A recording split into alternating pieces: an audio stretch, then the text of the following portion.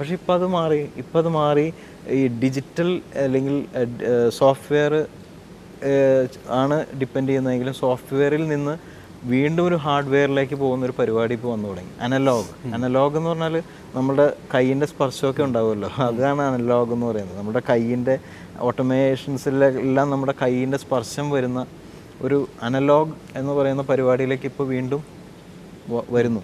Software അങ്ങനെ തന്നെ നിൽക്കുന്നുണ്ട്. സാധ്യതകളുണ്ടല്ലോ, ഒരുപാട് സാധ്യതകളുണ്ട്. ഈ സോഫ്റ്റ്വെയർ D2A എന്ന് പറയുന്ന ഒരു പരിപാടി, A to D2A, analogue to digital to analogue എന്ന് പറയുന്ന ഒരു പരിപാടി ഇപ്പം നിലനിൽക്കുന്നുണ്ട്. ഇപ്പോൾ ഹൈലി ക്വാളിറ്റേറ്റീവായിട്ടുള്ള പ്രൊഡക്ഷൻസ് എല്ലാം അനലോഗിലൂടെയാണ് പുറത്തേക്ക് വരുന്നത്. അപ്പോൾ അതിലേക്ക് തിരിച്ചു വരാൻ ലൈവ് ഇൻസ്ട്രുമെൻറ്റ്സ് ഇപ്പോൾ എല്ലാം ഗിറ്റാർസും വയലിൻസും തബലയും ഡോലക്കും വീണയൊക്കെ തിരിച്ചു വിളിക്കാൻ തുടങ്ങിയപ്പോൾ. അപ്പോൾ ഇത് ടെക്നോളജി എന്ന് പറയുന്നത് നമ്മൾ സഞ്ചരിക്കുന്ന വഴി പോലെയാണെന്ന് ഞാൻ പലപ്പോഴും അത് പറഞ്ഞിട്ടുണ്ട്. അതായത് നമ്മൾ ഒരു മണ്ണിട്ട വഴിയിലൂടെ നടക്കണോ അല്ലെങ്കിൽ ടാറിട്ട റോഡിലൂടെ നടക്കണോ, പക്ഷെ നടക്കുന്നത് നമ്മൾ തന്നെയാണ്. ഈ ടാറിട്ട റോഡ് കൊണ്ട് നമുക്ക് പുതച്ചുകൊണ്ട് നടക്കാൻ പറ്റുമല്ലോ, അത് പറ്റില്ല ഒരിക്കലും, അത് ശ്രമിച്ചാലും പറ്റില്ല. പക്ഷെ നമ്മൾ ജെനുവിനായിട്ട് നമ്മൾ നടക്കുക. പക്ഷെ വഴിയുടെ ക്വാളിറ്റി, സഞ്ചാരയോഗ്യമായിട്ടുള്ള വഴികൾ ആ ടെക്നോളജി, അതിനെ നമ്മൾ ഭംഗിയായിട്ട് ഉപയോഗിക്കുക എന്നുള്ളതാണ്. വിജയേട്ട, ഐഡിയലി നമ്മുടെ കോൺവെർസേഷൻസിൻ്റെ ഒരു ലെങ്ത് എനിക്ക് എപ്പോഴും തോന്നിയിട്ടുള്ള ഒരു ഫുൾ ഡേ ആയിരിക്കണം, to possibly cover every contour of your sound. പക്ഷേ I ask you one last question. You work with a lot of directors. ഫ്രണ്ട്സിൻ്റെ കൂടെ വർക്ക് ചെയ്യുമ്പോൾ എനിക്ക് തോന്നുന്നു അതിൻ്റെ ഔട്ട്പുട്ടും അത്രയും നന്നായിട്ടേ ഉള്ളൂ. If you look at 3 distinct directors, identity ഉള്ള 3 ആളുകൾ, ആഷിഖ് അബു, ശ്യാമപ്രസാദ്, സിബി മലയിൽ ഫോർ ഇൻസ്റ്റൻസ്, 3 പേരുടെ മ്യൂസിക്കൽ പേഴ്സണാലിറ്റീസ് ഭയങ്കര ഡിഫറെൻ്റ് ആണ് അല്ലേ?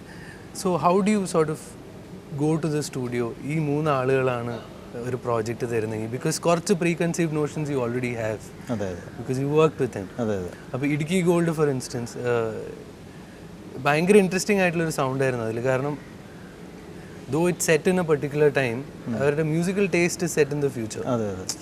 അപ്പോൾ ആ സമയത്ത് സെറ്റ് ചെയ്തതാണെങ്കിലും ബോണി എമ്മും ബോബ് മാളിയൊക്കെയാണ് കേൾക്കുന്നത്. യുനോ ആർട്ടിസ്റ്റിൻ്റെ കേസിൽ ക്യാരക്ടറിന് ഒരു ഡെഫിഷ്യൻസി ഉണ്ട്. എനിക്ക് തോന്നിയിട്ടുള്ള അങ്ങനെ ഒരു സിറ്റുവേഷൻ വരുമ്പോൾ മ്യൂസിക്കിൻ്റെ പൊട്ടൻഷ്യൽ അത്രയും കൂടുതലാണ്. ഒരു ഫിസിക്കൽ അല്ലെങ്കിൽ മെൻ്റൽ ഹാൻഡിക്യാപ്പ് ഉള്ളപ്പോൾ മ്യൂസിക്കിന് ആ വോയിഡ് ശരിക്കും ഫില്ല് ചെയ്യാൻ പറ്റുമെന്ന് എനിക്ക് തോന്നിയിട്ടുണ്ട്. സോ ഈ ഡയറക്ടേഴ്സിൻ്റെ ഈ കോൺട്രഡിക്ഷൻസ് അല്ലെങ്കിൽ ഒരു ഐഡൻറ്റിറ്റീസ് എങ്ങനെയാണ് വിജയേട്ടൻ ഡീൽ ചെയ്യുന്നത്? ഞാൻ നേരത്തെ പറഞ്ഞ പോലെ ഒരാളോട് സംസാരിക്കുമ്പോൾ ഞാൻ അവരുടെ സെൻസിബിലിറ്റിയെ ആണ് ഞാൻ മെഷർ ചെയ്യാൻ ശ്രമിക്കാറ് പലപ്പോഴും. എപ്പോഴും ഞാൻ അങ്ങനെയാണ് ശ്രമിക്കാറുള്ളത്. അത് എൻ്റെ കൗതുകമാണ്. എങ്ങനെയാണ് ബിഹേവ് ചെയ്യുന്നത്, അവർ നമ്മളെ അളക്കാൻ ശ്രമിക്കുന്നത് പോലും ഞാൻ അളക്കാൻ ശ്രമിക്കാറുണ്ട് ഒരു പക്ഷേ അത്. അപ്പോൾ ഈ ഇൻട്രാക്ഷൻസിലൂടെയാണ് ഇത്തരം ഒരു പരിപാടികൾ ഇത് ചെയ്യുന്നത്. അപ്പോൾ അതിൻ്റെ സമയത്തിൻ്റെ ഇടയിൽ എവിടെയൊക്കെയോ ഒരു സൗഹൃദം ഉണ്ടായിട്ടുണ്ടാവുകയും ചെയ്യും. അപ്പോൾ ആഷിഖിനെ കുറിച്ച് അങ്ങനെ ഉണ്ടാവേണ്ട കാര്യമില്ല. കാരണം ഒരുപാട് നാളത്തെ വളരെ സ്ട്രെയിറ്റ് ഫോർവേഡാണ്. നമുക്ക് പറയുന്ന കാര്യം നമുക്ക് പറയാം, നമുക്കിത് വേണ്ടെന്ന് പറഞ്ഞാൽ അതാണ് അവസാന വാക്ക്.